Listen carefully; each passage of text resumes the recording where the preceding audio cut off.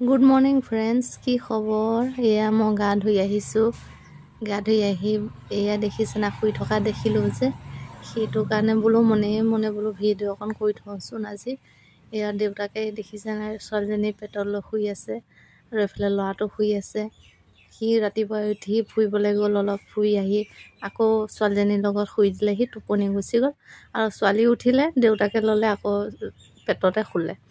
মই গা ধুবলৈ গ'লোঁ আৰু আজি যিহেতু ছানডে দেওবাৰ আছিলে, সেইটো কাৰণে দেউতাকো আজি ঘৰতে থাকিব, সেইটো কাৰণে কাপোৰ কানি ধুওঁতে মেলোঁতে অলপ দেৰি হ'ল আৰু ৰাতিপুৱা নাস্তা কৰা হোৱা নাই এতিয়ালৈকে, সেইটো কাৰণে অলপ গোটেইকেইটা শুই আছে। মই ভালেই পালোঁ আৰু কাৰণ কিয় বনাবলৈ আছে যিহেতু, সেইটো কাৰণে বোলো শুই থাকক বুলি ভিডিঅ' অকণ মনে মনে কৈছোঁ আৰু দেখিলে ডিলেটে কৰিলেহেঁতেনে, মই মনে মনে কৰি থৈছোঁ।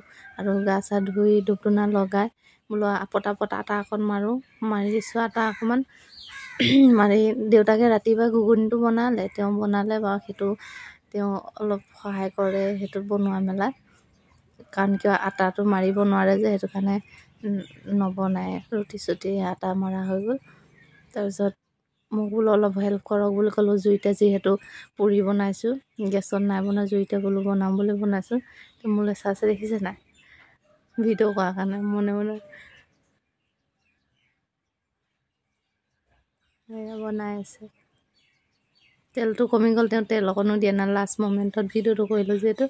আৰু এতিয়া সেয়া চাওকচোন, ৰেডি, খাব পৰা হৈ গ'ল। এয়া ঘুগুনি তেওঁ বনাইছিলে, পুৰি মই আটা বেলি মেলি দিলোঁ, তেওঁ পুৰি দিলে পটাপট।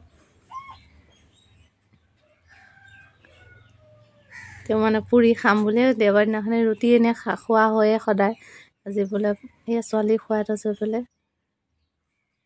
নাই।